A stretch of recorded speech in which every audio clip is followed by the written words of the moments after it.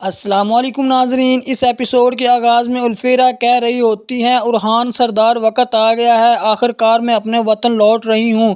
تو ارحان کہتا ہے الفیرا میں نہیں چاہتا کہ تم جاؤ۔ تو الفیرا کہتی ہے صرف آپ نہیں چاہتے کہ میں جاؤں شہزادے ارحان، آپ کا خاندان میری رائے کے ساتھ متفق ہے، میرا جانا صاحب کے لیے اچھا ہوگا۔ پھر ارحان کہتا ہے اگر تم رکنا چاہو تو مسئلہ صرف والدہ کا ہے، میں ان کو راضی کر سکتا ہوں۔ تو الفیرا کہتی ہے کہ میں جانا چاہتی ہوں ارحان، کاش ہم کسی اور طریقے سے ملے ہوتے، اپنا خیال رکھنا۔ پھر ارحان کچھ کہنے لگتا ہے تو الفیرا غمگین ہو کر اندر چلی جاتی ہیں۔ اندر اس کی آنکھوں سے آنسو بہہ رہے ہوتے ہیں۔ باہر ارحان دروازے پر کھڑا تھا تو الفیرا کہتی ہے مجھے اور دکھ نہ دو۔ ارحان کہتا ہے تمہیں میری قسمت میرے پاس لے آئی، میں تمہارا ہمیشہ انتظار کروں گا۔ دوسری طرف مالون خاتون کہہ رہی تھیں اگر یہ محبت سچی ہوئی تو تب ہم کیا کریں گے؟ آپ جانتے ہیں وہ ضدی ہے۔ تو عثمان صاحب کہتے ہیں نہیں، ہم جلد ہی اس کی شادی کر دیں گے۔ پھر مالون خاتون کہتی ہے ہم ارحان اور علاؤالدین کے لیے دلہن تلاش کریں گے، فاطمہ اپنی آنکھیں کھلی رکھنا۔ یہ سن کر فاطمہ خاتون حیران ہو جاتی ہیں۔ پھر فاطمہ خاتون کہتی ہیں کہ آپ میرے دونوں بھائیوں کی شادی ایک ساتھ کریں گی، آپ پریشان نہ ہو، میں اپنی آنکھیں کھلی رکھوں گی۔ دوسری جانب محمد شدید زخمی حالت میں پڑا ہوتا ہے۔ یعقوب سردار اور سعادت خاتون اس کے لیے سخت پریشان ہو جاتے ہیں۔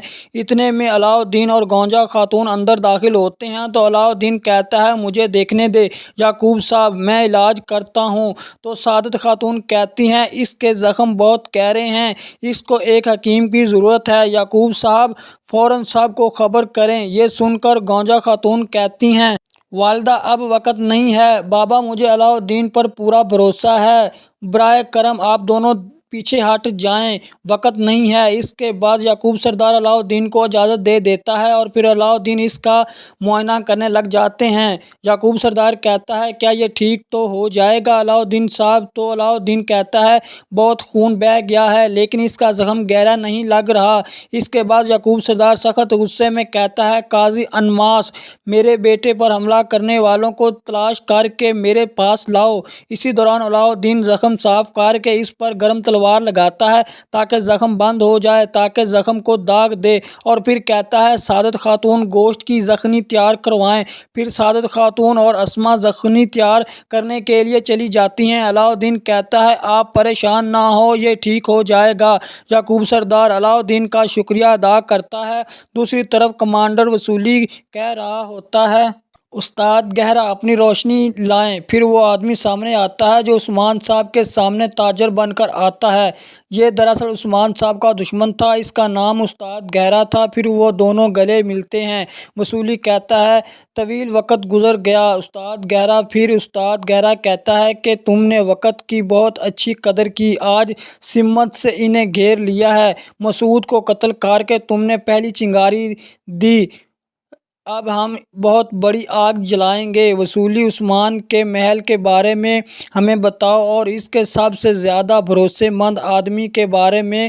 پھر وصولی کہتا ہے اس کے پاس شاندار اور وفادار سردار موجود ہیں، ایک ڈھال کی طرح ہیں۔ پھر استاد گہرا کہتا ہے کہ اس ڈھال میں ہم نے پہلا سوراخ کر دیا ہے جگوتائی، لیکن اب اس ڈھال کے ٹکڑے کر دیں گے۔ پھر وصولی کہتا ہے کوہ نور بے عثمان صاحب کے لشکر کی طرح تلوار کا کام کرتا ہے، راموس کو قتل کر کے میں نے اس کا اعتماد حاصل کر لیا ہے۔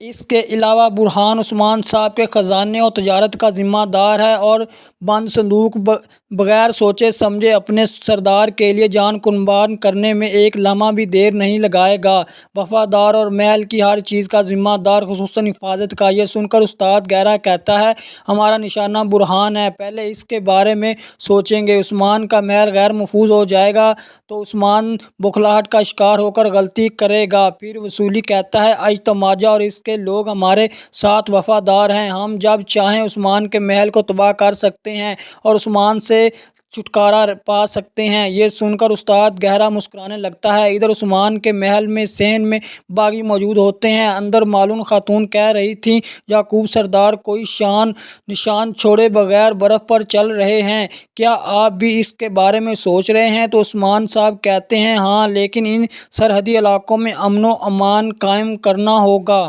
इसीलिए याकूब सरदार की बैत करने की ज़रूरत पड़ी। इतने में मालूम खातून बात काट कर कहती हैं, बैत याकूब सरदार, ये सारे खेल इसीलिए तो खेल रहा है।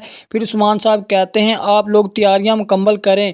इसके बाद दिन शुरू हो जाता है। सरहदी बाज़ार में महमद अभी तक बेहोश था और गौंजा कह रही थी, मैं जहाँ से आपकी मकरूज़ हूँ अलाउद्दीन साहब। इतने में महमद होश में आ जाता है। ये देखकर अलाउद्दीन और गौंजा काफ़ी खुश हो जाते हैं। गौंजा कहती है, अल्लाह का शुक्र है। इसके बाद गौंजा अलाउद्दीन को गिलास देते हुए कहती है, बहुत थक गए होंगे, आपको भी ताकत की ज़रूरत होगी। तो अलाउद्दीन कहता है, सलामत रहें। गौंजा इसकी तरफ देखकर मुस्कुराने लग जाती हैं। इतने में याकूब सरदार भी वहां पहुंच जाते हैं। तो गौंजा कहती है, बाबा भाई होश में आ रहे हैं। याकूब सरदार इसके पास बैठकर कहता है, बहुत शुक्र है अल्लाह का। इसके बाद नाजरीन, इसी के बाद एपिसोड नंबर 25 अपने अख्ताम को पहुंचता है। तो नाजरीन, आपको वीडियो कैसी लगी कमेंट में ज़रूर बताएं। हमारे चैनल को सब्सक्राइब करें। अपना बहुत ज़्यादा ख्याल रखें। अल्लाह निगहबान।